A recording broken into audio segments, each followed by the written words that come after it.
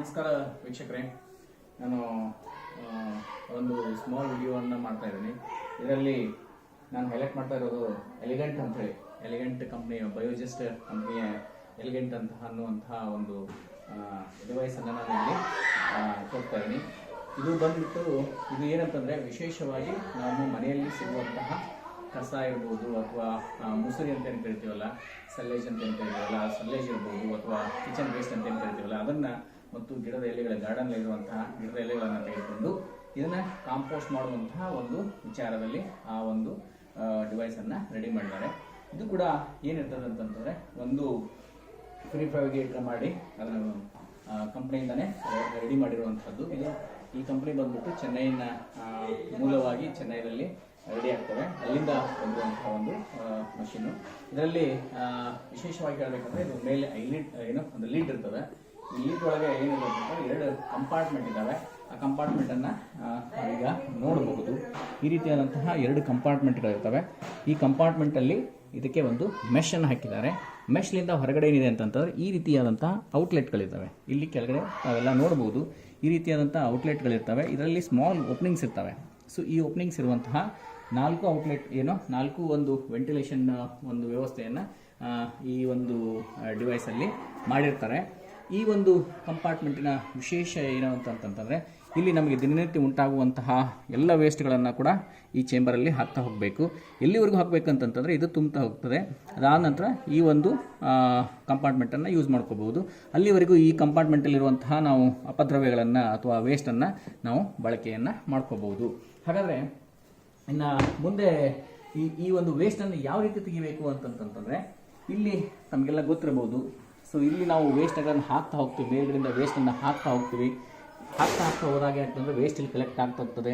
ಇದರಲ್ಲಿ waste collect ಆದಮೇಲೆ, ಗೊಬ್ಬರ ಆದಮೇಲೆ, ಕಾಂಪೋಸ್ಟ್ ಆದಮೇಲೆ ನಾವು ಈ ರೀತಿಯಾದಂಥ ಲಾಕನ್ನು ಓಪನ್ ಮಾಡಿಕೊಂಡು ಈ ಲಾಕಿಂದ ಈ ರೀತಿ ತೆಗೆದು, ಈಗ ಇಲ್ಲಿ ಗೊಬ್ಬರ ಆಗಿರೋದು ಬರ್ತಾ ಇದೆ, ಕೊಳತಿರುವಂಥದ್ದು.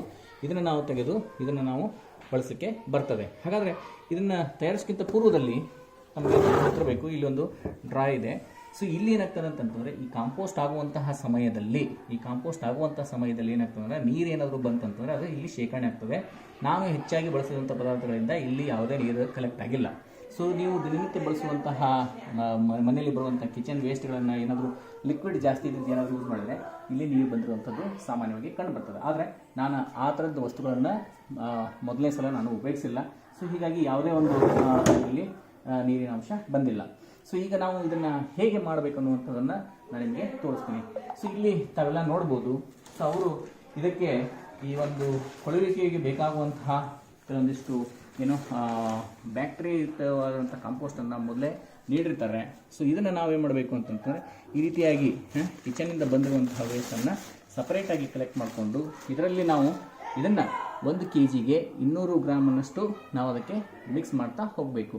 ಮಿಕ್ಸ್ ಮಾಡ್ತಾ ಹೋದಾಗ ಏನಾಗ್ತದೆ ಅಂತಂದರೆ, ಅದು ಸಂಪೂರ್ಣವಾಗಿ ಅದ್ರ ಜೊತೆಗೆ ಬೆರೆಯುವಂಥ ವ್ಯವಸ್ಥೆ ಆಗ್ತದೆ. ಸೊ ಇದನ್ನು ನಾವು ಡೈರೆಕ್ಟಾಗಿ ಎಲ್ಲ ವೇಸ್ಟ್ಗಳನ್ನು ಈ ರೀತಿ ಒಂದು ಬುಟ್ಟಿಗೆ ಹಾಕುವಂಥದ್ದನ್ನು ಆಗಬೇಕು. ಎಲ್ಲ ಕಿಚನ್ ವೇಸ್ಟ್ಗಳನ್ನು ಹಾಕಿದ್ದೀವಿ.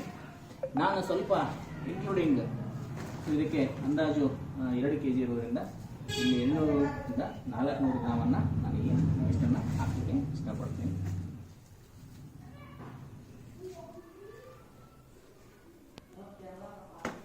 ಈ ತಯಾರು ಮಾಡಿದಂತಹ ವೇಸ್ಟನ್ನು ನಾವು ಜೊತೆಗೆ ಮಿಕ್ಸ್ ಮಾಡಿಕೊಂಡು ಆನಂತರ ಇದನ್ನು ಸಂಪೂರ್ಣವಾಗಿ ನಾವು ಡಂಪ್ ಮಾಡುವಂಥದ್ದು.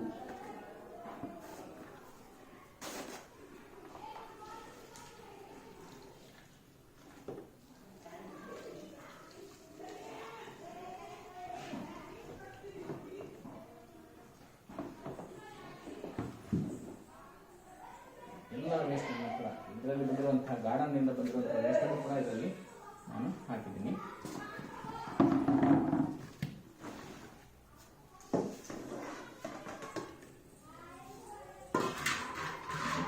ಸಂಪೂರ್ಣವಾದಂತಹ ಈ ವೇಸ್ಟನ್ನು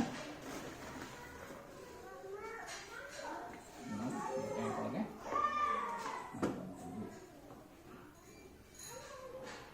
ಈ ರೀತಿ ಹಾಕಿ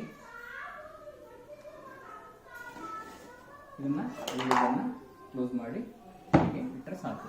ಸೊ ಹೀಗೆ ಇಡುವುದರಿಂದ ಏನಾಗ್ತದೆ ಅಂತಂತಂದರೆ ಸುಮಾರು ನಿಮಗೆ 1 ತಿಂಗಳು ಅಥವಾ 2 ತಿಂಗಳು ನೀವು ಹಾಕಿರುವಂಥ ಗೊಬ್ಬರದ ಮೇಲೆ ಏನೋ ವಸ್ತುಗಳ ಮೇಲೆ ಇದು ಕಾಂಪೋಸ್ಟ್ ಆಗುವಂಥದ್ದು ಇರ್ತದೆ. ಸೊ ಅದರ ಮೇಲೆ ನಾವು 1 ತಿಂಗಳು ಅಥವಾ 2 ತಿಂಗಳು ಅಥವಾ 3 ತಿಂಗಳು ಬಿಟ್ಟು ನಾವು ಕೆಳಗಡೆ ತೋರಿಸಿದ ಹಾಗೆ ಗೊಬ್ಬರವನ್ನು ಪಡಿಬಹುದು. ಇಲ್ಲ ತಮ್ಮ ತಿಳಿದ್ರ ಹಾಗೆ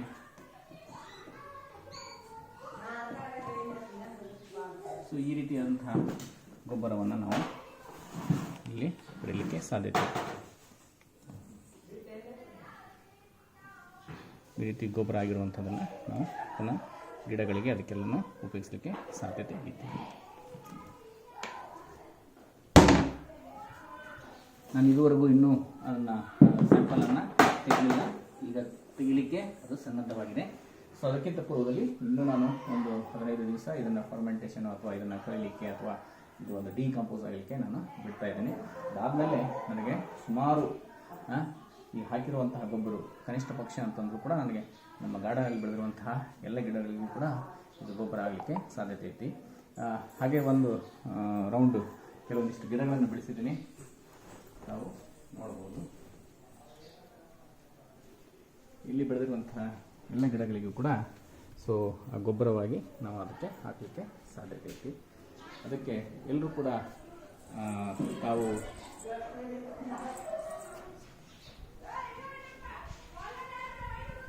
ತಾವೆಲ್ಲರೂ ಕೂಡ ಸೊ ಆ ರೀತಿಯಾದಂತಹ ತಮ್ಮ ಮನೆಯಲ್ಲಿರುವಂತಹ, ನಾನು ಹೇಳಿದ್ನಲ್ಲ, ಒಂದು ಈ ಗಿಡಗಳ ಎಲೆ ಇರ್ಬೋದು ಅಥವಾ ಕಿಚನಲ್ಲಿ ಬರುವಂತಹ ಅನ್ನ ಅಥವಾ ಕಾಯಿಪಲ್ಯ ಅಥವಾ ತರಕಾರಿಗಳನ್ನು ಹೆಚ್ಚಿ ಆ ಸಿಪ್ಪೆ ಏನು ಬರುತ್ತಲ್ಲ ಅವೆಲ್ಲವುಗಳನ್ನು ತೆಗೆದುಕೊಂಡು ಅದನ್ನು ನಾವು ಈ ಒಂದು ಇದಕ್ಕೆ ನಾವು ಬಳಸಿ ಅದನ್ನು ಕೊಳೆಯುವಿಕೆಯನ್ನು ಮಾಡಿ ಆ ಕೊಳೆತಾದ ಮೇಲೆ ಎಲ್ಲ ಗೊಬ್ಬರ ಆದಮೇಲೆ ಅದನ್ನು ಬಳಸಿಕೊಂಡು ನಾವು ಪುನಃ ಗೊಬ್ಬರವಾಗಿ ನಾವು ಮಾಡ್ಬೋದು. ಇದರಿಂದ ನಾವು ಏನಂತಂದರೆ ವೇಸ್ಟನ್ನು ಅಥವಾ ಅಪದ್ರವ್ಯವನ್ನು ಸರಿಯಾಗಿ ನಾವು ಡಿಸ್ಪೋಸ್ ಮಾಡುವಂಥದ್ದಾಗ್ತದೆ ಅಥವಾ ಮರುಬಳಕೆ ಮಾಡುವಂಥದ್ದು ಆಗ್ತದೆ.